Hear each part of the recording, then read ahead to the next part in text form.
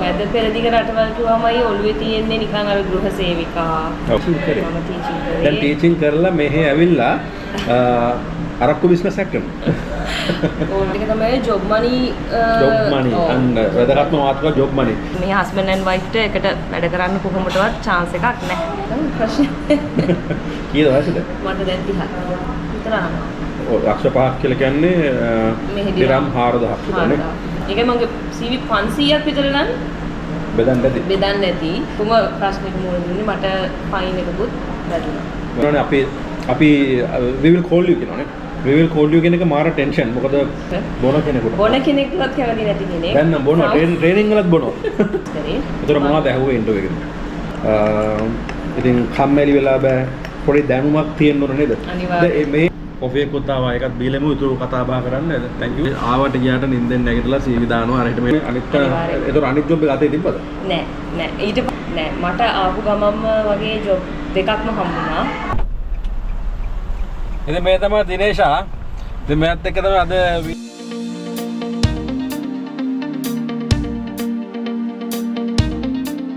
Dubai වලට visit visa එකකින් ඇවිල්ලා ජොබ් එකක් හොයාගන්නවා කියන්නේ ලේසි වැඩක් නෙවෙයි. ලේසි වැඩක් නෙවෙයි කිව්වට ඉතින් අමාරුත් නෑ. මානසිකවත් වැඩේ කරගන්නත් පුළුවන්. ඉතින් මේ තමයි දිනේෂා. ඉතින් මෙයත් එක්ක තමයි අද වීඩියෝ එක කරන්න යන්නේ. ඉතින් ඩුබායි වලට ඇවිල්ලා ජොබ් එකක් හොයාගත්ත කපල් එකක්. ඉතින් මේගොල්ලෝ කොයි අවුරුද්දද ආවේ? 2024. 2024 ඇවිල්ලා ඉතින් ජොබ් එකක් හොයාගෙන මේ ඉන්නවා. ඉතින් අපි පොඩක් අද කතා කරලා බලමු කොහොමද මේ වැඩ ටික කරගත්තේ කියලා. මොකද ගොඩක් අය එන්න try කරනවා මෙහෙට ඇවිල්ලා ජොබ් එකක් හොයාගන්න. ඉතින් ඒ හැමෝටම වැදගත් වෙයි මේ විස්තර ටික. ඉතින් කතා කරමු විස්තර. කොහොමද ඇවිල්ලා ජොබ් එක හොයාගත්තේ? මොනවද මුණ දීපු දුෂ්කරතා, අභියෝග, challenges ඔය හැම දෙයක්ම මේ වීඩියෝ එකෙන්. එහෙනම් හම්බෙමු. ඉතින් මේ ඉන්නේ දිනේෂා නංගි. ඉතින් ගොඩක් ස්තුතියි වාට මේ කතා බහට ආවට. ඉතින් මේගොල්ලෝ ඇත්තටම ගොඩක් බිසි ආ. ඉතින් දවස් පුරාම වැඩ කරනවා. ඉතින් මමත් බිසි. ඉතින් ඒ කාලේ අතරතුර පොඩි වෙලාවක් අපි හදාගත්ත මේ කතා බහ කරන්න. මොකද මම දන්නවා අනිවාර්යයෙන්ම මේක ගොඩක් වැදගත් වෙනවා මෙහෙට ජොබ් එකක් වගන එන්න ඉන්න අයට. ඉතින් අර වෙනදා කරනවා වගේ කැමරා ගහලා මයික් ගහලා එහෙම කරන්න පුළුවන් කමක් තිබෙන්නේ නැහැ. අද මේ හම්බෙච්ච පොඩි වෙලා ඇතුළත ඉතින් මේ වගේ සාකච්ඡාවක් තමයි අපි කරන්නේ. හැබැයි ඉතින් වෙන්න ඕන කතා බහ අනිවාර්යයෙන්ම මේක ඇතුළේ තියෙයි කියලා හිතනවා. ඉතින් නංගි ගොඩක් ස්තුතියි. ආයිබෝන් මගේ channel එකට ආවට. ඉතින් කොයි කාලෙද මෙහෙට ආවේ? අපි මෙහෙට ආවේ 2024 දෙසැම්බර් 31 තමයි ආවේ. ඉතින් මෙහෙ එන්න හිතුවේ? මෙහෙ එන්න හිතුවේ ඉතින් ලංකාවේ ඒ වෙනකොට තිබිච්ච සිටුේෂන් එකත් එක්ක ඉතින් අපිට හිතුණා වෙන රටකට ගිහින් ජොබ් එකක් කරන්න හොඳයි කියලා. ඒ නිසා ඉතින් ඇයි එතකොට ඩුබායි තෝරගත්තේ? ඒකට හේතුව මගේ අයියා කෙනෙක්ගේ හොඳම යාළුවා හිටියේ මෙහි අක්කා මහේෂිනී අක්කා. ඉතින් එයා තමයි කිව්වේ නංගි මෙහෙට එන්න අපි මෙහෙ try එකක් දීලා බලමු ජොබ් එකක් හොයාගන්න. ඉතින් එයාගේ අනුදැනුම මත තමයි මෙහෙ අතටම ආවේ. ඉතින් ඔය ගොඩක් අය කරන දෙයක් තමයි තමන්ගේ අඳුරන යාළුවෙක් එහෙම නැත්නම් අක්කා කෙනෙක් අයියා කෙනෙක් ඉන්න තැනකට එනවා. එතකොට ඒ අයියා අක්කා ඉන්නේ ඩුබායි වෙන්න පුළුවන් එහෙම නැත්නම් සාජා වෙන්න පුළුවන්. සමහරුන්ගේ අයියලා අක්කලා ඉන්නේ උමාල්කුවෙන් රසල් කේමදියා. දැන් ඔයාගේ අක්කලා හිටියේ මෙහෙ අබුඩාබි. ඒතකොට අබුඩාබි ඇවිල්ලා අබුඩාබි ආපුකේ මොකක් කරේ බෙනිෆිට් එකක් තිබ්බද ඒගොල්ලෝ මෙහෙ හිටපු එකේ? يعني ඒගොල්ලෝ මොකක් කර සහයෝගයක් ලැබුණාද? ඔව් ඇත්තටම අක්කා තමයි අපිට හැම දෙයක්ම ඒ කියන්නේ දැන් මෙහි අපි කිසිම දෙයක් දන්නේ නැහැනේ පාරවල් තුනක් කිසිම දෙයක් දන්නේ නැහැ. එයා තමයි අපිව හැමතැනම එක්කන් ගිහිල්ලා පාරවල් අඳුනලා දීලා. නවාතෙන් දුන්නේ ඒගොල්ලෝ?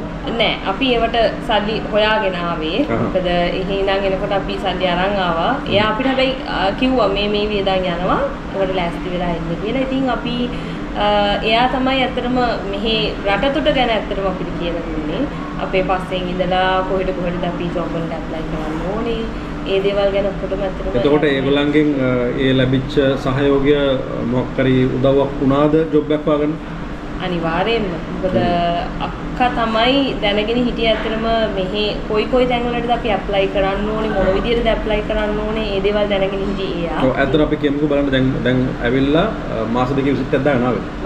විසිට්. එතකොට මාස දෙක විසිට් එක අලුත් කරන්නේ? නෑ මට ආපු ගමම්ම වගේ ජොබ් දෙකක්ම හම්බුණා. පළවෙනි ඒක ජොබ් එකක් කරන්නේ? දෙවෙනි ජොබ් එක. දෙවෙනි ජොබ් එක. පළවෙනි අතාරියේ. පළවෙනි එකට මම එක දවසක් ගියා. හැබැයි ඒක මට දෙන්න ඒක නෙමෙයි මගේ ජොබ් එක කියලා. මොකක්ද ඒ ජොබ් එක කියලා කිව්වොත් එහෙම? ඒකත් මම සුපර් මාකට් එකකම තමයි.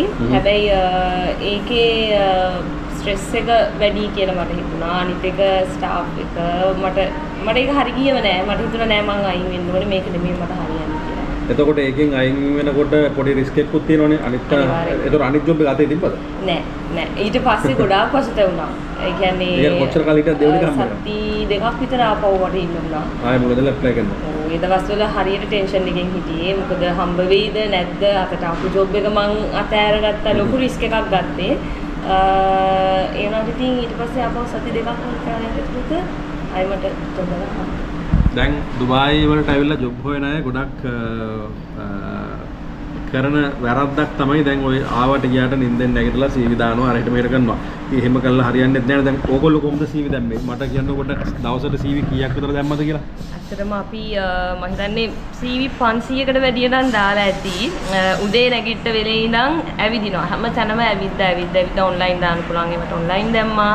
ඒ වගේම ඇවිදිනවා කියන්නේ කොහෙද ඇවිද්දේ? ඇවිද්ද කියන්නේ මම හිතන්නේ අබුඩාබි වල ඇවිදපු නැති තරක් නැතුව ඇති. මම මුසාෆා හිටන් අපි ගිහින් තියෙනවා. ජොබ් හොයාගෙන ඉතින් උදේ කොහොම හරි පටන් ගත්තාම හවස 4-5 වෙනකම්ම හැම ෂොප් එකකටම සුපර් මාකට් එකකටම හැම තැනකටම අපි CV drop කර ගියා. ඒ තැන් වලින් කෝල්ස් මොන හරි ආවද? ආවා. ඒ මං කොහොම හරි මට තාම දෙකකින් තුනකින් විතර කෝල් ආවා. ඉතින් මේක තමයි වුණාට මට හිතට හරි ගියේ. කොහොම හරි ඔයාලට ඉතින් මෙහෙ ඇවිල්ලා ජොබ් හොයනවා නම් අනිවාර්යයෙන්ම පුළුවන් තරම් මහන්සි වෙන්න වෙනවා ජොබ් හොයාගන්න. එහෙම ලේසියෙන් හම්බ වෙන්නේ නැහැ අතට. ඉතින් මේ කියන විදිහට මුසාෆා කියලා කියන්නේ මෙහි ඉඳලා කිලෝමීටර් 25ක් විතර එහා පැත්තේ තියෙන ඉන්ඩස්ට්‍රියල් ඒරියා එකක්. ඉතින් කොයි මාසෙද ආවේ මෙහෙට? අපි ආවේ දෙසැම්බර් මාසේ. Can I serve the coffee? yes. Coffee එකත් ආවා. ඒකත් බීලෙමු. ඊට කතා බහ කරන්න. thank you. No? thank you bro.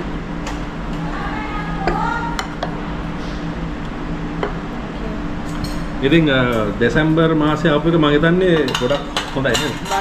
වාසියක් වුණා. මොකද දැන් සාමාන්‍යයෙන් සමයකේම ආවනම් මොහොම ඇවිදින්න හම්බෙන්නේ නැහැ. ඒ කියන්නේ අනිවාර්යෙන් මෙහි ජොබ් ඒක ප්ලෑන් කළාද නැත්නම් ඒක හම්බෙන්නේ? ඔව් ඒකත් අක්කගේ අරන්දනුම තමයි. එයා කිව්වේ කොහොමත් නොවැම්බර් වගේ වෙනකොට තමයි මෙහි ජොබ් සීසන් එක සාමාන්‍යයෙන් පටන් ගන්න. ඉතින් ඒ නිසා එයා අපිට දෙසැම්බර් වෙනකොට වගේ එන්න අපි නැෂනල් ඩේ එහෙම පහුවෙලා ආවේ.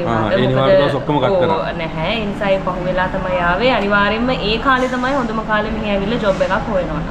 ඉතින් ඇත්තටම මෙහි ඇවිල්ලා ජොබ් හොයන කතන්දරේ ලේසි නෑ.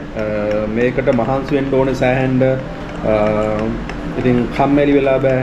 පොඩි දැනුමක් තියෙන්න ඕන නේද? අනිවාර්යයෙන්. මේ එන්න කලින් මේ රට මොකද්ද, මේ රටේ මොනවද වෙන්නේ කියන දේ ගැන පොඩි එහෙම ස්ටඩි එකක් කරා. අතරම අර මැද පෙරදිග රටවල් කිව්වමයි ඔළුවේ තියෙන්නේ නිකන් අර ගෘහ සේවිකා. ඇත්තටම මම බය වුණා. මගේ අම්මා බය වුණා සෑහෙන්න. දුබායි යනවා කිව්වා. දුබායි යනවා කිව්වම අර ඒගොල්ලන්ගේ ඔළුවේ තියෙන්නේ වෙනම අදහසක්නේ. දුබායි ගැන. ඔව් මේ කියන්නේ මේ දැන් අපි ඉන්නේ 2026 අවුරුද්දේ වුණත් ඒ වගේ දේවල් මිනිස්සු ගලෝ තියෙනවා නේද? මොකද මගේ අම්මගේ සහෝදරයෝ ගොඩක් ඉන්නේ ඇමරිකාවේ. ඒගොල්ලෝ පවා මට මගේ ලොකු අම්මා කෝල් කරලා මගෙන් ඇහුවා ඇයි මෙහෙ යන්න තීරණය කරේ කියලා. මොකද අර ලංකාවේ මොනවද ජොබ් එකක් කරාද? මම ලංකාවේ ටීචින් කරේ. ටීචින් කරේ. මම ටීචින් කරේ. දැන් ටීචින් කරලා මෙහෙ ඇවිල්ලා අරක්කු බිස්නස් එකක් කරනවා. ඕන වෙනස්ම විදිහේ ජොබ් එකක් තමයි මෙයා කරන්නේ. ඉතින් අපි ඒක ගැන දෙසල පොඩ්ඩක් කිව්වොත් මොනවද කරන්නේ කියලා? ඔව් මම මෙහි ස්පිනිස් ලිකර් ෂොප් එකේ තමයි ලිකර් කම්පැනි එකේ තමයි වැඩ කරන්නේ. ඉතින් ඉගෙනගත්තු දේවල් වලට වැඩිය හාත්පසින්ම වෙනස් දෙයක් තමයි කරන්නේ. ඉතින් මේ දවස්වල බුකී එහෙම උඩපල්ල යනකොට මම දැක්කා මේ ඔය සැරබීම ගැන ගොඩාක් වීඩියෝස් එහෙම දානවා. ගොඩක් හොඳ දැනුමක් තියෙනවා සැරබීම ගැන දවස්වල. ඒවා බිබී තමයි මේගොල්ලෝ ට්‍රේනින් එහෙම වෙන්නේ. ඉතින් හරි ජොලි ජොබ් එකක් කියලා මටත් හිතුණා ඒක බලද්දි. ඉතින් කොහොම හරි ලස්සනට ජොබ් එක කරන් ඉන්නවා. ඉතින් මම ගියා මෙයා වැඩ කරන තැනට. ඉතින් එතෙන්දී හම්බුණා. ඉතින් ඇත්තටම සන්තෝෂයි අපේ ලංකාවේ අය ඇවිල්ලා මේ වගේ දේවල් වල සෙටල් වෙලා තමන්ගේ කැරියර් එක හදාගෙන යන එක ගැන. ඉතින් ඇත්තටම ලංකාවට වැඩිය Armenia. Thank you bro. Bajin. So anything else to add? All your food and coffee is served. Sure, thank you. If anything, I'll call you. By the way, my name is Chad and I'm pleased to serve this afternoon. If you need anything else, just let me know. Sure. Enjoy. ඉතින් සාමාන්‍යයෙන් ලංකාවේදී ගෑනු ළමෙක් කරන්නේ නැති category එක තමයි වැඩ කරන්නේ. ගෑනු ළමයි මේ වගේ ජොබ්ස් කරනවා මම නම් දැකලා නැහැ ඇත්තටම. නැතිම තරම්.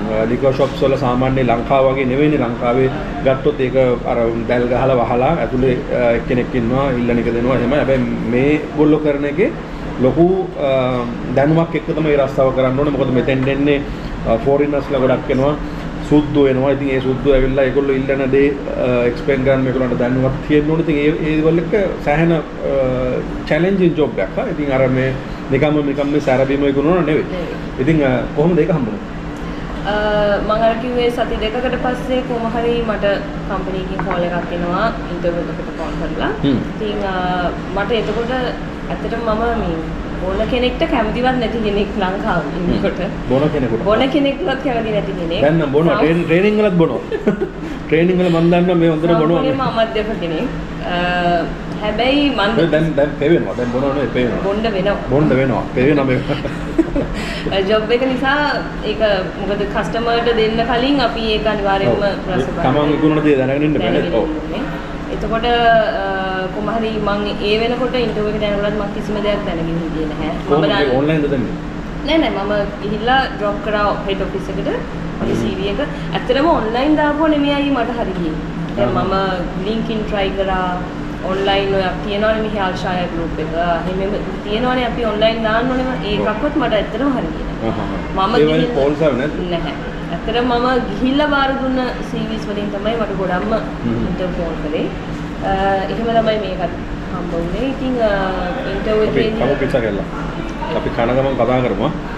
ඉන්ටර්විව් එකේදී මම විනාඩි 5ක්වත් ඇත්තටම ඉන්ටර්විව් එකේ හිටියේ නැහැ. ඉන්ටර්විව් එක විනාඩි 5ක්වත් තිබුණේ නැහැ. දැන් ඔයාලට ආරංචි වුණා ස්පිනිස් එකේ හෙඩ්ක්වාටර්ස් එක අහවල් තැන තියෙන කියලා. තියෙනවා. ඔයා ඒතර එතෙන්ද කියලා CV එකක් දැම්මා. දාලා කොච්චර කල් ගියාද ඔයාට උත්තරයක් එන්නේ?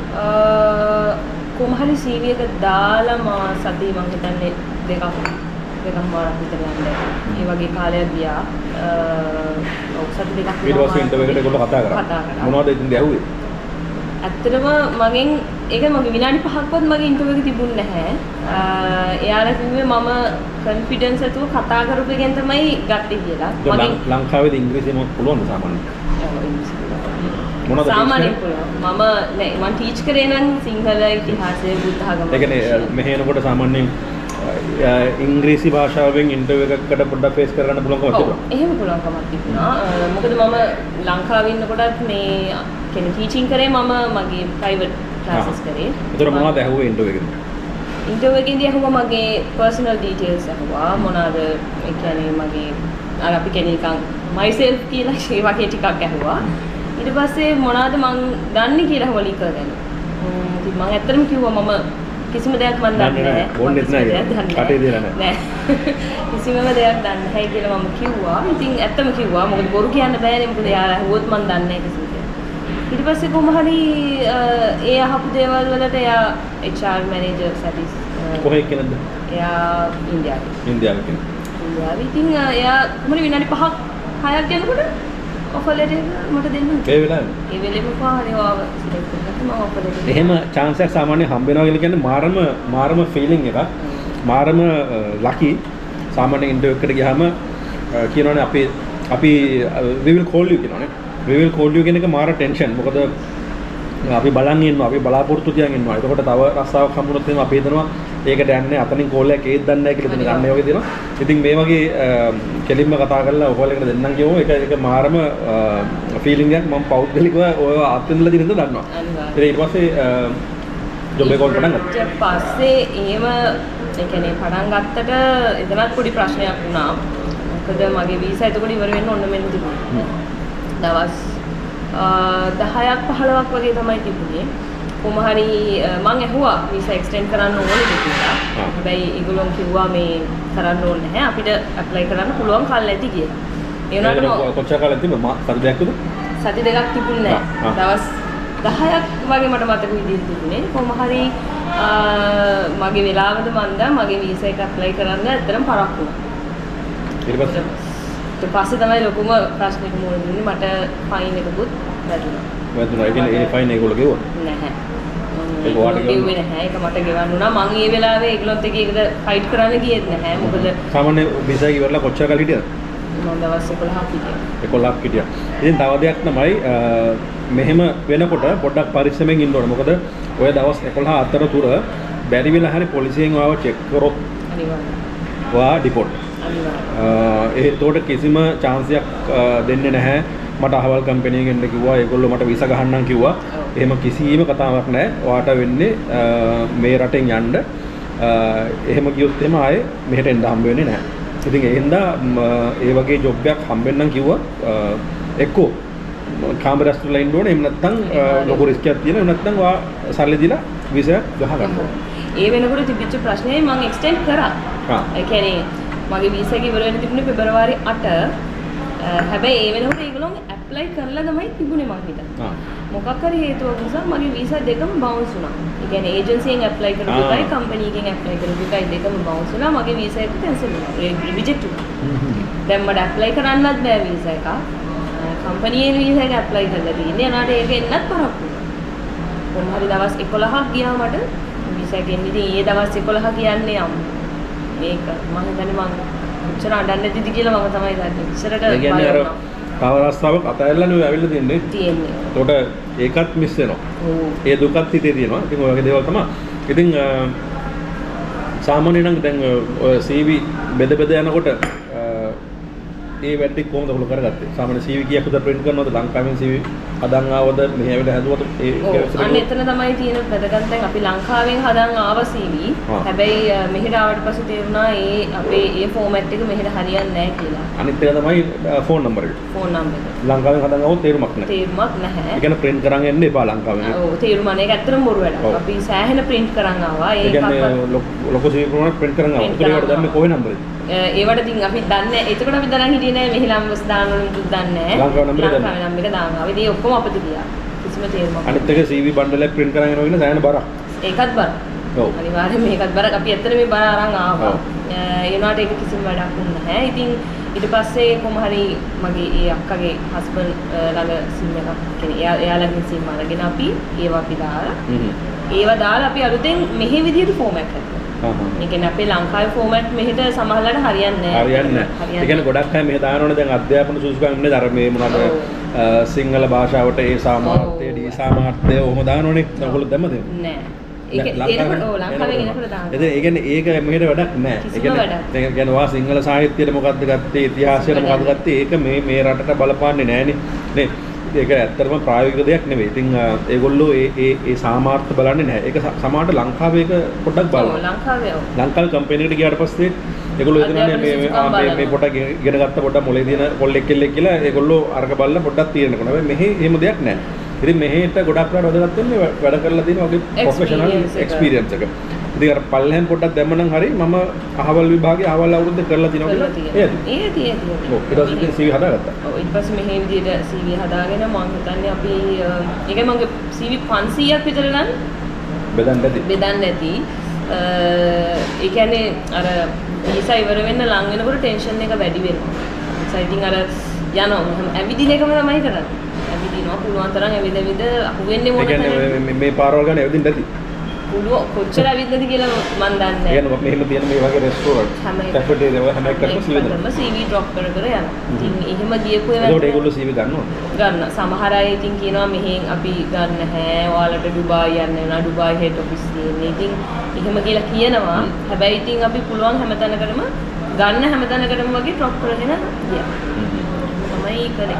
ඔන්ලයින් උත් ඒ අතරතුර දානවා. ඒ වුණාට මට සාර්ථක වුණේ නැහැ ඔන්ලයින්. ඔයාට හරි ගියේ CV බෙදපු එක. ඉතින් ඒ CV බෙදන එකත් ඇත්තටම හොඳ වැඩක් කරන්න පුළුවන් නම් ඔය වටේ පිටේ පොඩ්ඩක් ඇවිදලා ඔය shopping mall එකකට එන්න යන ගොඩාක් අවුට්ලට්ස් තියෙනවා. ඉතින් ඒතකොට ඒ තැනකට සෑහෙන CV ප්‍රමාණයක් බෙදන්න පුළුවන්. ඉතින් සමහර මම පෞද්ගලිකව දන්න තැන් වෙලා තියෙනවා. මගේ වයිෆ්ටත් එහෙම එකපාරක් වුණා. CV එක දුන්නාට පස්සේ එතන එදා ඇවිල්ලා හිටියා ඒරියා මැනේජර්. ඔව්.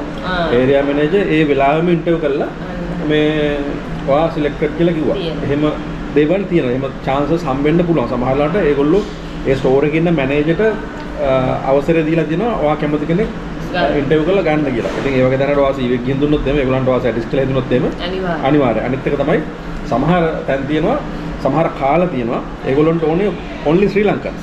ඔව් අනිවාර්යයෙන්. ඒ කියන්නේ වීසා ප්‍රශ්න හින්දා. ඒ කියන්නේ වෙන නැෂනලිටි ඒගොල්ලන්ට ගන්න බෑ. ඒගොල්ලෝ හොය ඉන්නේ ලංකාවේ කෙනෙක්. ඉතින් ඒ වගේ තැනකට ඔයාගේ CV එක හමුනොත් එමේ ඔයාට chance එකක් තියෙනවා. ඉතින් ඔය වගේ දේවල් එක්ක ඇවිදලා ජොබ් එකකටත් වටිනවා අනිවාර්යෙන්ම. අනිත් දේ තමයි පාරවල් තුරවල් ගැන දැනගන්න පුළුවන්. ගොඩක්ම අපි ඒකෙන් තමයි දැන් කියන්නේ යන මාර්ගයක් හරි දැනගන්න පුළුවන්. මොකද කිසිම දෙයක් දන්නේ නැහැ නේ වෙනකොට.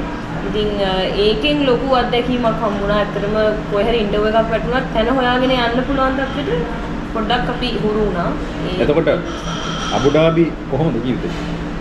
ඔයගොල්ලන්ට තේරෙන විදියට ඇත්තටම හොඳයි ස්පෙෂලි ගෑල් ළමයින්ට තනියෙන් වුණත් ජීවත් වෙන්න පුළුවන් රටක් තමයි ඇත්තටම අබුඩාබි කියන්නේ. හරි සේෆ්. මොකද මගේ ජොබ් එකත් එක්ක රාමදාන් දැන් දුබායි හිටියේ නෑ නවත්තන්නේ. නෑ මං ගන්න. අපි දුබායි නිකන් බලන්න ගියාම සත් මෙහෙම ඉඳලා නෑ. හැබැයි දුබායි ගියාම මට එච්චර ඒක මට හිතුන්නේ නෑ. නිකන් ගොඩක් කලබලයි වගේ. අබුඩාබි නිස්කලංකයි. හරිම නිස්කලංකයි. හරි සේෆ්. හරිම සේෆ්. අබුඩාබි කියන්නේ ලෝකේ ජීවත් වෙන්න සේෆ්ම සිටි වලින් එකක්. ඉතින් කොහොමද කාමරේ හොයාගත්තේ? මං මුලින්ම කාමරේ හොයාගත්තේ අපේ අක්කලා අපිට එනකොටම එයාගේ ෆ්ලැට් එකේම වෙන කාමරයක් වේකන්ට් වෙලා තිබුණා. ඒක තමයි අපි මුලින්ම හිටියේ. කොෆි බොන්න සීතලේ. ඊට පස්සේ අපිට කාමරයක් හොයාගන්න වුණා. මොකද ඒ ෆ්ලැට් එකේ පොඩි ප්‍රශ්නයක් වෙලා අක්කයි මායි වෙන් වුණා ඒක. ඒ ඕන සල්ලි ගෙවන්න නැතුව කම්පැනි එකට. ප්‍රශ්නයක් වෙලා කොහොමද අපි දෙන්නට මේක වෙන්න උනා. ඊට පස්සේ ඉතින් ඒත් අපි දෙන්නම ඇවිදලා තමයි ඉතින් එයාට කාමරේ මට කාමරේ හොයාගෙන ඒකත් ඉතින් ලේසි නෑ අතට. කාමර වුණ එක ඒකත් අමාරු වැඩක්. මොකද මේ අතරම අබුඩාබි කියන්නේ ඩුබායි වගේ ලොකු අබුඩාබි තමයි මෙහි තියෙන ලොකුම එමිරේට් එක. ඉතින් ඒකත් මේ කියන්න ඕන අබුඩාබි තමයි මෙහි තියෙන ලොකුම එමිරේට් එක. එමිරේට් 7න්. හැබැයි අබුඩාබි සිටි එක හරි පොඩි. ඩුබායි ගොඩාක් එක්ස්පෑන්ඩ් වෙලා තියෙන. ඉතින් හැමතැනම සිටි එක වගේ ගොඩාක් බිල්ඩින්ග්ස් තියෙනවා. හැබැයි මේකේ මේ සිටි එක තමයි ගොඩාක් බිසිවට තියෙන්නේ. ඉතින් එහා පැත්තේ ගත්තම රීම් අයිලන්ඩ් එක තියෙනවා. රීම් අයිලන්ඩ් එකේ සාමාන්‍යයෙන් අපිට අෆෝඩ් කරන්න බෑ. ඒ වගේ බෙඩ් ස්පේස් පාටිෂන් ඒ රූම් එහෙම නැහැ. ඒකේ ගොඩක් වෙලාට ඉන්න සුද්දු. ඉතින් ඒ වගේ සම්පූර්ණයෙන් ගන්න නම් අපාර්ට්මන්ට් එකක් ගන්න ඕනේ. ඉතින් යාස් අයිලන්ඩ් එකත් ඒ වගේ. ඉතින් ඒතකොට මේ අපිට ඉතුරුලා තියෙන්නේ මේ සිටිය. මේක හරි පොඩි. ඉතින් ඕකේ කාමරයක් වෙනවා කියන එක ටිකක් අමාරු වැඩක්. අමාරුයි. අනිත් එක අපේ බජට් එකට හරියන්නත් ඕනේ. බජට් එකට හරියන්නත් ඕනේ. ඒ වෙනකොට ජොබ් එකක් නැහැ මට. ඒ කියන්නේ තාම මම ජොයින් වෙලා නැහැ.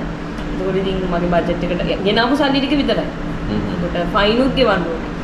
ලොකු ප්‍රශ්න ගොඩක් තිබුණා. ඉතින් ඒ නිසා ඉතින් අපිට හරියන බජට් එකකට කාමරයක් හොයාගන්න හරිම අමාරුයි. එතකොට සල්ලි ටිකුත් අරන් එන්න ඕනේ.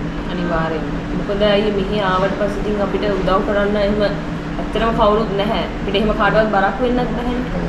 මොකද මොන වගේ ප්‍රශ්න වලට මුහුණ දෙන්න වෙයිද කියලා අපි දන්නේ නැහැ. මට වුණා වගේ සමහර අයට ගොඩක් අයට ෆයින් වදිනවා. ඉතින් මේ වගේ දේවල් වලදී වුණත් අපි ළඟ අනිවාර්යයෙන්ම සල්ලි තියෙන්න ඕනේ. සල්ලි අවශ්‍ය වුණේ මොනවටද සාමාන්‍යයෙන් මෙහි ආවට පස්සේ අපි දැන් කාමර ගත්තොත් නැත්තම් ට්‍රාන්ස්පෝර්ට් එක ටෙලිෆෝන් බිලක් මේ කෑම ඕකට අමතරව වෙන දේවල් වලට සල්ලි අවශ්‍ය වුණාද? ආපු මුල් දවස්වල නම් එහෙම ලොකුවට සල්ලි ඕනේ වුණ නැහැ. අර අපේ මූලික අවශ්‍යතාවලට ඇරෙන්න. කොහොමද කඩෙන්ද ගෑවේ නැත්තම්? නෑ මම ලංකාවෙන් එනකොට අපේ අම්මලා ඉතින් 3-5 දනම්ම නම් ඔක්කොම ලෑස්ති කරලා දුන්නා. ඊට පස්සේ ඉතින් මෙහෙන් ගන්න පුළුවන් දේවල් අරගෙන මම උයාගෙන තමයි කෑවේ. මොකද ඒ ආපු ගමන්ම ඒ කඩෙන් කන්න හරි අමාරුයි. මොකද ජොබ් එකක් හම්බ වෙනකන් සල්ලි ටික පරිස්සම් කරගන්නත් ඕනේ. ඔව්. ඉතින් ඒ නිසා දැන් සාමාන්‍යයෙන් ඔයාට හිතන දේ මොකද්ද? කඩෙන් කනවට වැඩිය ගෙදර ඔයා කන එක ලාභද? ලාභයි කියන්නේ ලාභයි කියලා මම හිතනවා. මොකද කඩෙන් ඒ කියන්නේ තුන් වේලක්ම කන්න බෑනේ. එතකොට මට හිතෙනවා ඊට වැඩිය සාමාන්‍යයෙන් මේ දවස්වල කඩේකින් තුන් වේලක් කනවා කීයක දෙනවා? දැන් 450ක්ද? මාසෙකට. ඔව් කෙනෙකුට 450. දැන් නම් අපි ආපු කාලේ වැඩිය සෑහෙන දෙයක් ගණන් මෙහි. සෑහෙන ගණන්. ඇත්තටම දේවල් ගොඩාක් ගණන් යනවා. මම සමහර තැන් වල දැක්ක ඩිරාම් 450ට වේල් දෙකක් දෙන. එහෙම දනුත් උදේ කෑම නෑ. රවඩුවේ රැටයි විතරයි. ඉතින් එහෙම තත්ත්වයක් උඩ මම හිතන්නේ උයාගෙන කන්නේ ගොඩක් ලාභයි නේ. එතකොට උයාගෙන කරනවා නම් දෙන්නෙකුට 900ක් කියන්නේ නැහැනේ නේ. කෑම බරු ටික ගන්නනේ. ඉතින් සෑහෙන වාසියක ඉතින් ඒ වගේ තැනකට සෙට් වුණොත් නේද? එතකොට ඔය දැන් ඇවිල්ලා ජොබ් එකක මාස දෙකේ මොන දීපු අභියෝග මොනවද? ලොකුම අභියෝගය තමයි අර ෆයින් එක වැඩිච්ච එක. ෆයින් එක. ඊට පස්සේ මං කවනේ මගේ ෆ්ලැට් එක මට ඉන්න තැන නැති වුණා. ඔව්. අපිට දවස් 3යි දුන්නේ අයින් වෙන්න. මේ දවස් 3 ඇතුළත අපි තැනක් හොයාගන්නත් ඕනේ. නැත්තම් ඒගොල්ලෝ බඩු ඔක්කොම අයින් කරනවා කියලා කිව්වා. ඒ දෙක තමයි ඒ වෙනකොට ඉතින් මං තනියම ඇත්තටම මේ හිටියේ. අක්කලා ඇරෙන්න මට වෙන කවුරුත් හිටියේ නෑ ඒ වෙනකොට. තනියම තමයි හිටියේ. හරිම අමාරු කාලයක් ඒ දවස් ටික මතක් වෙනකොටත් ඇඟ නිකන් හිරි. එතකොට දැන් ඔයා මේ ස්පිනිස් එකේ ජොබ් එක හොයාගත්තා. ඔව්. හස්බන්ඩ් මොකද? එයාට යන්න වුණා. යන්න උන ලංකාව. යන්න වුණා ලංකාවට. මොකද මට විතරයි ජොබ් එකක් හම්බුනේ. අපි දෙන්නම එකට ආවට එයා මං කඩේ පෙබරවාරි 8 අපේ වීසා ඉවර වෙන්න තිබුණේ කියලා. එයා 7 වෙනිදා රෑ ලංකාවට ගියා. ලංකාවට ගියා. ඒකයි මට තනි වුණා කියලා. ඊට පස්සේ එයා ඒ කියන්නේ ගියේ වීසා අලුත් කරගන්න. ඔව් ඒ කියන්නේ එයාට ජොබ් එකක් හම්බුනේත් නැහැ. මෙහෙන් ඒ වෙනකොට එයාගේ තාත්තගේ ඔපරේෂන් එකක් තිබිලා එයාට ඒකටත් යන්න සිද්ධ වුණා. ඉතින් ඒ ඔක්කොම අල්ලලා එයා හිතුව වෙන රටකට ගිහිල්ලා අලුත් කරනවට වැඩිය එයා ලංකාවට ගිහිල්ලා එනවායි කියලා. ඉතින් ඇත්තම ගොත් අපි අරන් ආපු සල්ලි මදි වුණා. හේතුව මගේ ෆයින් එක. ෆයින් එක. මගේ ෆයින් එක නිසා අපි අරන් ආපු සල්ලිත් මදි. සාමාන්‍යයෙන් අපි කිව්වොත් එහෙම ඔය වැඩ ටික කරගන්න මාස දෙකක් ප්ලෑන් කරලා එන කපල් එක්කට කීයක් විතර අරන් වෙන්න ඕනද? අපි ලංකාවෙන් එනකොට ඒ පළවෙනි පාර එනකොට අරන් ආවා ලක්ෂ 4.5ක් විතර අතේ අරන් ආවා. ඒ කියන්නේ ඔය ගාන කියන්නේ දැන් ටිකට් වලට වීසා වලට නැතුව. ඒව නැතුව අතේ අපි සල්ලි මාරු කරගෙන අරන් ආවා 4.5ක් විතර අරන් ආවා. ඔව් ලක්ෂ 5ක් කියලා කියන්නේ දිරම් 4000ක් විතරනේ. සාමාන්‍ය ඒ වෙනකොට රේට් එක ගොඩක් වැඩි 90 ගාණක් රේට් එක. ඔව් ඒක 90 ගාණක්. 90 ගාණක් කියලා කියන්නේ 4000කුත් නෙවෙයි. ඊට වැඩිද? වැඩිද අඩුද? 90 මට මතක විදිහට 91ක් හරි දෙකක් හරි තමයි අපි. ඔව් 2020 ඒ කියන්නේ මේ මොනවද ආර්ථික අර්බුදේ තිබ්බ කාලෙනේ. එතකොට අපි කීයද කිව්ව ලක්ෂ 4ක් නේද? ඔව්. ලක්ෂ 4ක් කියලා කියන්නේ 91යි කියන්නේ දිරම් 4400ක් විතර. ඉතින් ඒ වගේ ගාණක් අරන් ඇවිල්ලා ඒක ඇති වුණාද? ඒක මදි වුණාද? නෑ ඒක මදි වුණේ හේතුව මගේ ෆයින් එක නිසා. ෆයින් එක කිව්ව නැත්නම් ඒක මැනේජබල්. මැනේජ් කරගන්න පුළුවන්. ඉතින් හස්බන්ඩ් ගිහිල්ලා එයා පහු සල්ලි අරන් ආවා මගේ ෆයින් එක ගෙවන්න. ඒකයි මම කිව්ව පළවෙනි පාර ගෙන ආපු සල්ලි ඇත්තටම මදි වුණා. ඒකයි මගේ නේද අපිට හිතන්න බෑ මොන වගේ දෙයක් වෙයිද කියන එක. ඒ නිසා අපි ළඟ සල්ලි තියෙන එක තමයි සේෆ්ම දේ. ගොඩක් අය කරන වැරද්දක් තමයි ඕකත්. ඒ කියන්නේ කීයක්වත් අරන් එන්නේ නැහැ. ටිකට් එකයි වීසා එකයි විතරයි ඔය කාට හරි දානවා සල්ලි. ඊට පස්සේ යාළුවෝ ළඟට හරි ඔබට හරි එන්නම් කියනවා. ඊට පස්සේ ආවට පස්සේ අතේ සතේ නැහැ. බස් එක යන්න විදියක් නැහැ. කාඩ් එකක් දාගන්න බෑ. ෆෝන් කාඩ් එකක් දාගන්න සල්ලි නැහැ. ඉතින් ඕවත් එක්ක හරි අමාරුවක් වටනවා නේද? හරිම අමාරුවක් වටනවා. සමහර කන්න බොන්න නැතුව ඉන්න අයත් ඉන්නවා. ඒ කියන්නේ සල්ලි නැතුව ඇවිල්ලා. දැන් මේ හම්බෙච්ච මිනිස්සු කොහොමද? ඔය කාමරවල ඉන්නකොට හම්බෙච්ච මිනිස්සු හැබැයි එහෙම අවුලක් නැහැ මට මේ වෙනකන් හම්බෙච්ච නේබර්ස්ලා ඔක්කොම වගේ හොඳයි.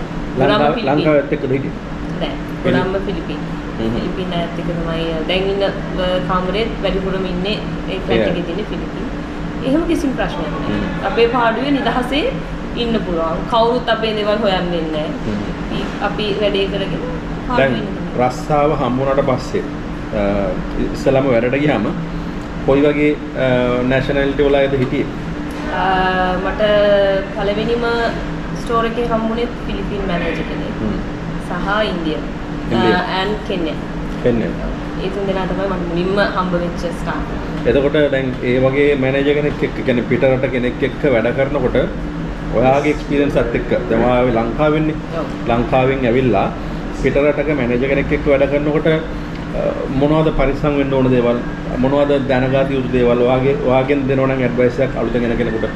පළවෙනිම දේ භාෂාව.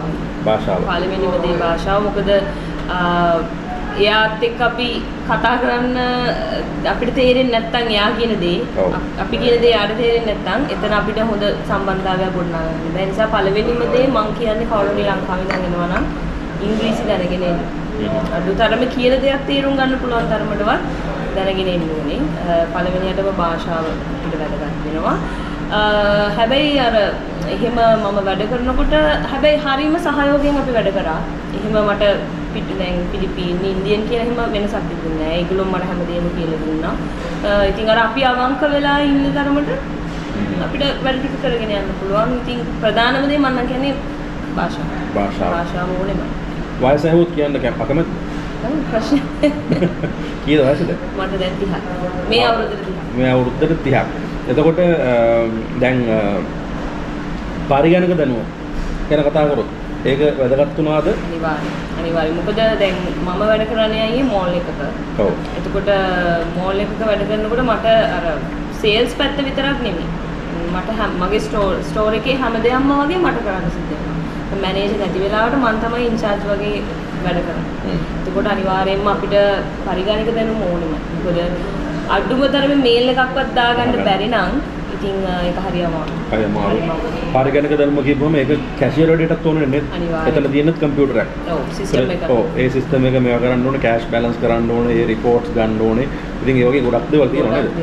ඉතින් මොකද දැන් මම මේකත් මතක් කරේ දැන් ඔය සමහරව මට මැසේජ් දාලා අහනවා වයස ඇහුවම අවුරුදු 18යි. අවුරුදු 18න් එන්න පුළුවන්ද කියලාත් අහනවා. ඉස්කෝලෙන් අවුට් වුණා විතරයි.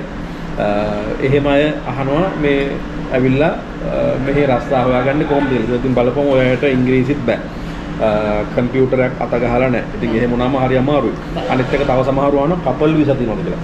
එහෙම කපල් වීසා නැහැ. මේ වැඩ දෙන කපල් වීසා නෙවෙයිනේ. මේ ඇවිල්ලා තින්නේ විසිට් වීසා. විසිට් වීසා දෙන්නට දාගෙන තමයි දෙන්න ඇවිල්ලා තින්නේ. ඒ අරන්න දැන් ඔන්ලයින් එහෙම Facebook එකේම කට්ටිය ඇවිල්ලා කියනවා නම් කපල් වීසා එකක් දෙන්නම් කියලා බලද්දී එහෙම වීසා නැහැ. ඉතින් අපේ අය කරන තවත් වැරද්දක් තමයි මේ විශේෂයෙන්ම කසාද බඳලා එන අය සහ කපල් විදියට එන අය එකම ෆෝමැට් එකට CV හදාගෙන ගිහලා එකටම බාර දෙනවා. දැන් මේගොල්ලොත් ඒ වැඩේ කරලා තිබ්බා. ඉතින් ඒ හින්දා ගොඩක් chances මේගොල්ලන්ට මිස් වෙලා තිබ්බා. අපි කිව්වොත් මොකද්ද නංගි කරගත්ත වැරද්ද? ඔව් ඒක කියන්නේ අපි දෙන්නගෙම CVs අපි එකම ෆෝමැට් එකට හදලා එකම shop එකට ගිහින් drop කරා. එතකොට දැන් සමහරලාට ඒ දීපු අය එකට ස්ටේප්ලර් කරලා තමයි HR එකට යවන්නේ CV එක. එතන ඔයගොල්ලෝ ඔය දෙන්නගේම CV දෙක එකම ෆෝමැට් එක. එකම ෆෝමැට් එක දෙන්නම ලංකාවේ. එතකොට සැක හිතන ප්‍රමාණය වැඩි. මොකද මේ husband and wife එකට වැඩ කරන්න කොහොමදවත් chance එකක් නැහැ. ඉතින් මං ගියපු ඒ ඉන්ටර්විව් එකකින් මගෙන් කෙලින්ම ඇහුවා මේ එයාගේ CV එක පෙන්නලා මේ ඔයාගේ husband නේද කියලා. මොකද අපි ඒ කරපු අර ඒ අතපසු වීම නිසා ගොඩක් අයට ඒක සැක හිතෙන ප්‍රමාණය වැඩි. ඒක අඩුම තරම අපි ෆෝමැට් එකවත් මාරු කරලා තිබුණේ නැහැ. මේ කතාව මතක් කරේ දැන් ඔය ලංකාවේ ඉඳලා එන ගොඩක් අය ඒගොල්ලෝ try කරනවා husbandයි wifeයි මෙහෙ ඇවිල්ලා එකම තැන එකම කම්පැනි එකම බ්‍රාන්ච් එකේ වැඩ කරන්න එහෙම ජොබ් එකක් හොයාගන්න පුළුවන් වේද කියලා නේද? එහෙම ගන්නෙ නැහැ. ඉතින් ඒකට පළවෙනි හේතුව තමයි ඔයගොල්ලෝ දන්නවනේ ඉතින් husband wife එක තැන වැඩ කරනවා කියලා කියන්නේ ප්‍රශ්න. පවුලේ ප්‍රශ්න කම්පැනි ඇතුළට එනවා. ඊට පස්සේ ඒ දෙන්නට එක දවසක shift එකක් දාලා දෙන්න ඕනේ. එක දවසකට නිවාඩු දෙන්න ඕනේ.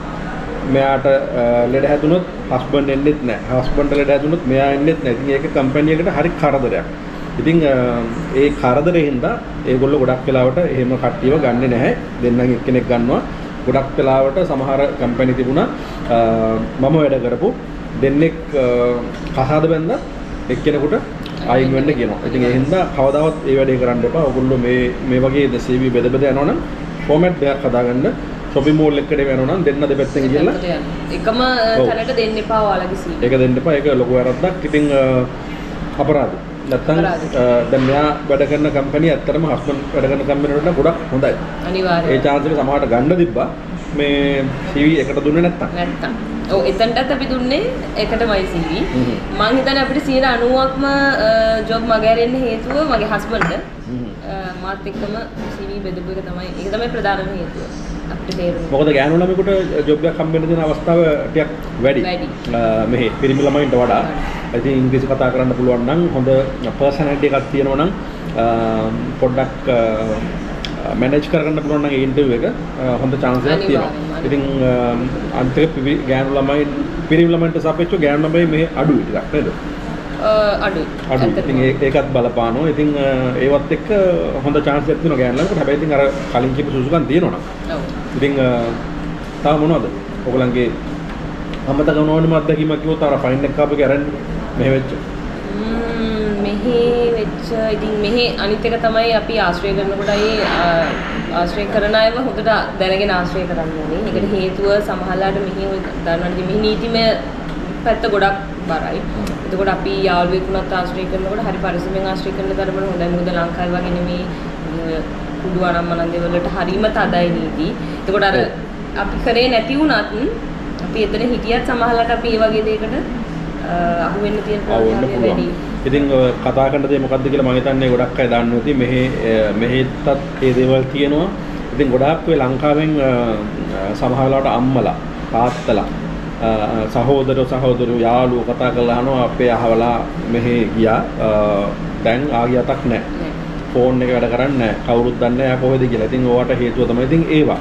ඉතින් එහෙම දෙයකට මොකක් හරි සැකයක් ඒගොල්ලන්ට ඇති වුණොත් එහෙම ඉතින් ඒ පුද්ගලයා සහ වටේ ඉන්න ඔක්කොම අරන් යනවා. ඉතින් අරන් ගියාට පස්සේ ඒගොල්ලෝ මේ පරීක්ෂණ කටයුතු ඉවර කරනකම්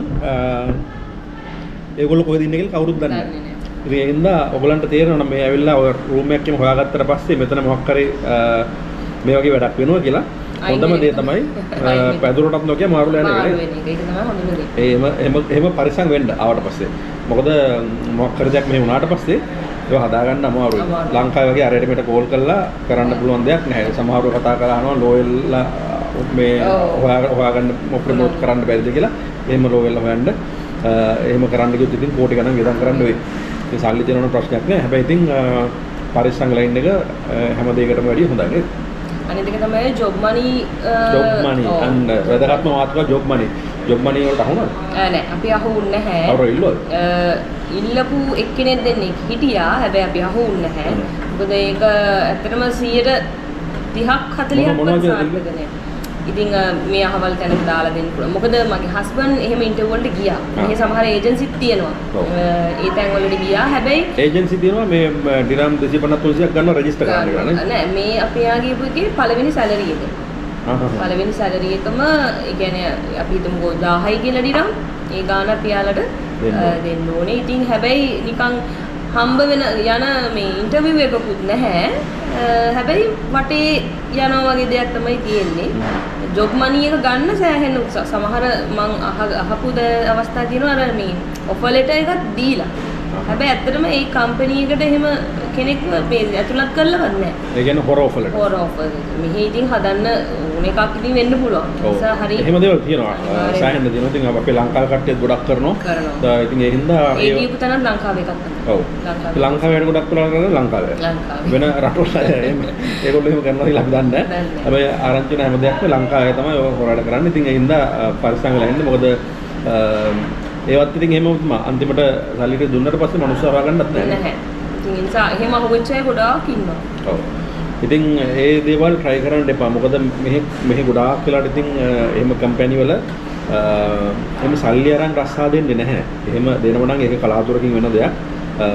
එහෙම කරන අය ඉන්නවා සමහරව. හැබැයි ඉතින් ගොඩක් තැන්වල 90ක් එහෙම වෙන්නේ නැහැ. ඒ හින්දා ඒ ඔප්ෂන් එක try කරන්න එපා කියලා තමයි කියන්නේ. මොකද ඒක try කරන්න වෙන්නේ ඉතින් අර සුදුසුකම් නැතුව අපම නේ. මම ඉතින් අර කොහොම හරි ජොබ් එකක් හොයාගන්න ඒ වගේ එකකින් පෙළඹෙන්න. මොනවා හරි කරන්න කියලා එනවනේ. එහෙම කරන්න කියලා එන්න එපා. අනිත් එක තමයි ඒක දැන් සමහරවිට ලංකාවෙන් එනවා මම ගොඩක් දැකලා තියෙනවා. මෙහි ක්ලීනින් කම්පැනි වලට එනවා. ඉතින් ඔය කාර් වොෂ් වලට එනවා. එන්නේ කොහොම හරි මෙහි ඇවිල්ලා මැරීගෙන කරනවා කියලා. හැබැයි ටික දවසක් කරනකොට ඒගොල්ලන්ට කරන්න බෑ. දැන් ඊට පස්සේ එනකොට ඒගොල්ලන්ට මාරු වෙන්නත් බෑ. මොකද යාළුවගේ කොන්ට්‍රැක්ට් එකක් තියෙනවා. ඔව්. ඒ කියන්නේ දැන් එහෙමයි ඉන්නවා. ඒ කියන්නේ කට්ට කන්න අපිට පුළුවන් කියලා එනවා. පුළුවන් කියලා එනවා. හැබැයි ආවට පස්සේ කරගන්න බෑ මාරු වෙනවා. සමහරුන්ගේ ඉතේ තියෙනවා ඇවිල්ලා ටික කාලෙකින් අපි වෙන එකකට යන්නම් කියලා. එහෙම යන්න බෑ. මොකද අවුරුදු දෙකක වීසා එකක් යවුවට පස්සේ ඒ කම්පැනියත් වීසා ගන්න වියදම් කරනවානේ. එතකොට ඒගොල්ලෝ කැමතිත් නැහැ. ඕගොල්ලෝ අතරමඟ දාලා යනකොට ඒගොල්ලන්ට තව කෙනෙක්ව ගන්න වෙනවා. ඉතින් විශේෂයෙන්ම ලංකාවේ ඉඳලා ගෙනවනම් ඒජන්සියක් මාර්ගෙන් ඒගොල්ලෝ ටිකට් වලට පවා සල්ලි දෙනවා. එතකොට ඒගොල්ලෝ කැමති නැහැ. ඔයා කැමති නැහැ. ඔයාගේ කම්පැනි එකට ඕඩර් එකක් කරගෙන එහෙම මාස දෙක තුනක් යනවනම් ඉතින් ඒ හින්දා ඒකට ගෙවන්න වෙනවා. ඉතින් ඒ වගේ ප්‍රශ්න තියෙනවා. ඒ හින්දා අර ඇතුළට ඇවිල්ලා නික මොකක් හරි වීසා එකක් ගහගෙන පස්සේ මාරු වෙන්නම් කියන ඔප්ෂන් එක එච්චර සාර්ථකත් නැහැ. අනිත් එක තමයි ඔය මේ නාගේ වගේ ක්ලීනින් ජොබ් වලට කාර් වොෂ් වලට ඇවිල්ලා ඒ කියන්නේ කට්ට කාලා සල්ලි හම්බ කරන්න පුළුවන් කියලා එන එකේ මං හිතන්නේ තේරුමක් තියෙනවා කියලා. මොකද දැන් අපි හිතමු කොරියාව වගේ රටකට ගියොත් කට්ට කාලා සල්ලි හම්බ කරන්න පුළුවන්. පුළුවන්. ඔයා බාගට මෙන්නත් ඔයාට හොඳ සල්ලියක් හම්බ වෙනවා. හැබැයි මෙහෙ එහෙම නැහැ. ඒ කොරියාවේ කෙනෙක් කරලා ඒ කට්ට කාලා ගන්න සල්ලි ඔයාට ඒ රස්සාව මෙහෙ කරලා හම්බ කරන්න බෑ. මෙහෙ වුණා ඩිරම් 1000ක් හම්බේ 900යි 1200ක් හම්බේ. එතකොට මෙහෙ ඇවිල්ලා අර ඒ කට්ටට සල්ලි ගෙවන රටක් නෙවෙයි. ඒ හින්දා ඒ ඔප්ෂන් එක මෙහෙ try කරන්න එපා. ඉතින් ඊට වඩා හොඳයි කොරියා භාෂාව ඉගෙනගෙන ඒ රටකට යන්න. එහෙ යනවා. ඉතින් ඒ හින්දා ඒකත් ඔළුවේ තියාගන්න. ඉතින් ওই දේවල් තමයි ඉතින් විසිට් වීසා එකකින් එනකොට සැලකිලිමත් විය යුතු දේවල්. ඉතින් මම හිතනවා අපි ගොඩක් දේවල් කතා කරන්නේ. අනිවාර්යෙන් මම හිතනවා ඒ වැදගත් වෙයි කියලා. ඒකට ඒ කියලා ඉතින් ගොඩක් ස්තුතියි. පොඩ්ඩක් වාඩිලා මේ දේවල් කතා කරන්න ආවට. ඉතින්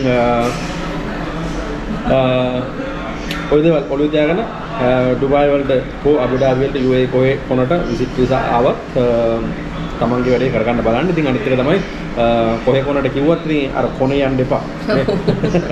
අබුඩාබි හොඳයි, සාජා එහෙම නැත්නම් ඩුබායි. ඔය තුන ඇතුලේ ඇවිල්ලා කරන දෙයක් කරගන්න බලන්න. මොකද මෙයා කිව්වා වගේ දැන් අක්කලා අයියලා හිටියත් මුවල් කුයින් දිහා, සුජලා දිහා එහෙ ගිහිල්ලා එහෙම ඉන්න try කරන්න එපා. ඒගොල්ලෝ අර කියපු සිටි වල ඉන්නවා නම් අබුඩාබි ඩුබායි සාජා වගේ ඉන්නවා නම් ප්‍රශ්නයක් නැහැ. හැබැයි ඉතින් මුවල් කුයින් දිහා ගියොත් එහෙම ඒ වගේ තැන්වල නැත්නම් අපි හිතමු ෆුජේරා රසල් කියම ඒ වගේ පැති වල තියෙන අවස්ථා හරීම අඩුයි මෙහෙට සාපේක්ෂව. හින්දා කවුරු කෙනෙක් හිටියත් එහෙ යන්න එපා. ඒගොල්ලන්ගෙන් ගන්න දින ඇඩ්වයිස් එකක් අරගෙන බෙඩ් ස්පේස් එකක් පාටිෂන් එකක් වාගෙන මේ වගේ තැනක සෙටල් වෙන එක හොඳයි. එහෙනම් ස්තුතියි. ස්තුතියි වඩාත්. කතා බහට එකතු වුණාට.